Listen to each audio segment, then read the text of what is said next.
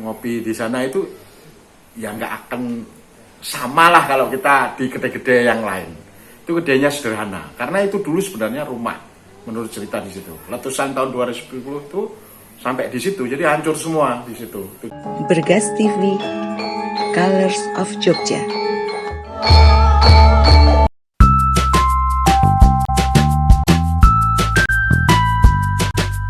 Salam Bergas. Oke, ini soal Merapi ya. Belakangan ini Merapi kita tahu semua lah sedang memasuki fase erupsi. Tapi erupsinya lebih evosif ya, tidak eksplosif seperti 2010 lah. Jadi tidak meletus, artinya eksplosif itu meletus. Jadi eksplosif itu meletus ke atas. Tapi kalau ini lebih evosif, jadi guguran-guguran saja, sangat aktif.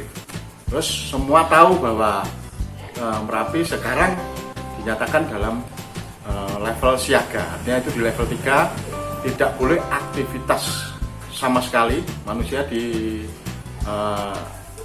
5 km dari puncak gitu kan. Nah, makanya banyaklah kawan-kawan itu yang tanya, lantas kamu kok sering-sering ngopi di Merapi? Nah, itulah yang nggak diketahui. Makanya saya ngopi-ngopi itu posisinya ada di 7 km dari puncak. Jadi tidak ada masalah.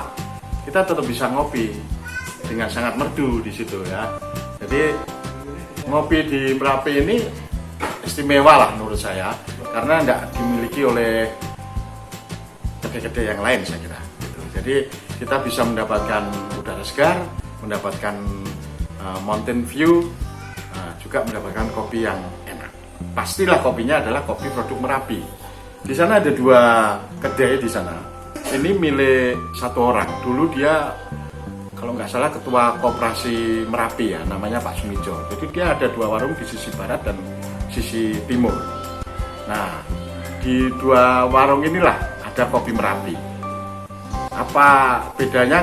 Nggak ada bedanya. Cuman ada pemrosesnya yang lebih menarik yang di sisi barat. Gitu. Jadi inilah yang menariknya ngopi di sana itu.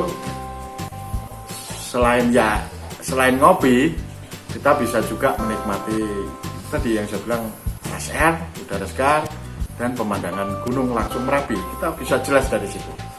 Itu tidak terhalang apa-apa Merapi dari situ. Dari 7 km. Ini di lokasinya di Dusun Petung, kelurahannya Kepuharjo, Kapanewon. Nah, Kapanewon itu kecamatan ya. Itu Cangkringan di Sleman.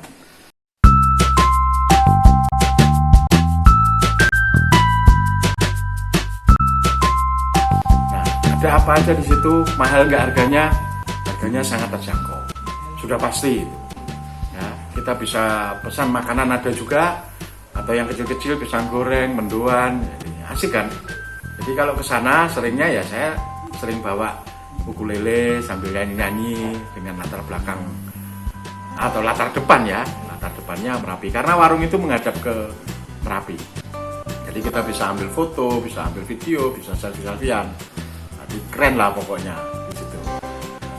Mengenai ada lagi yang di sisi barat, yang di sisi barat itu dalam satu lokasi di warung itu, jadi di sebelah utaranya itu ada semacam glam camp.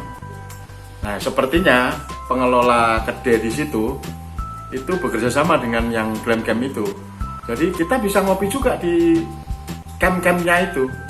Cuman ya harus bayar sewa ya.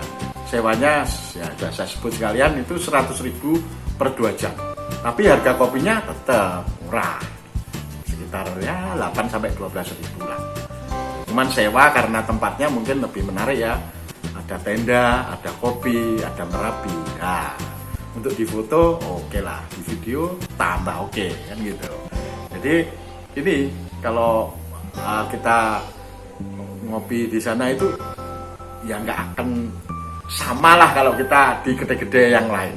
Itu gedenya sederhana karena itu dulu sebenarnya rumah menurut cerita di situ. Letusan tahun 2010 itu sampai di situ, jadi hancur semua di situ. 7 km dari puncak itu.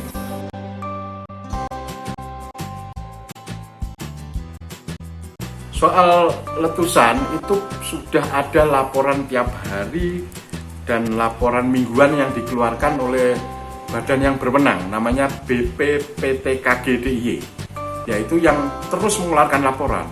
Makanya kenapa yang sekarang itu bahannya sampai 5 km ya, dari situ kita tahu aktivitas magmanya seperti apa ya. Dia makanya tadi saya sebut di awal itu letusan efusif, dia hanya guguran-guguran aja, itu erupsi tapi jenisnya efusif.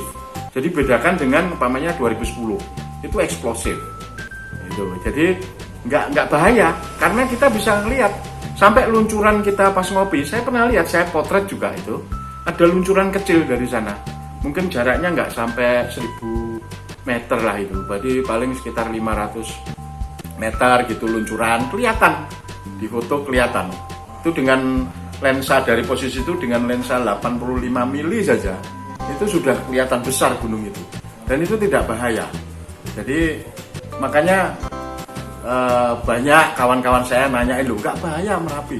Nah makanya pantaulah terus yang namanya BPPTKG, itu ada di Twitter, ada di Facebook, ada di webnya, bahkan kamera CCTV-nya itu bisa kita pantau Merapi sedang apa gitu.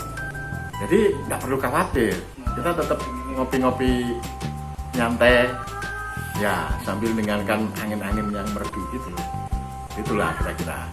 Jadi nggak perlu khawatir ya, selama kita melihat laporan BPPTKG kita bisa tahu kegiatan Merapi seperti apa. Saya kira begitu. Jadi langsung cus saja ke sana ya. Oke, salam bergas. Bergas TV, Colors of Jogja.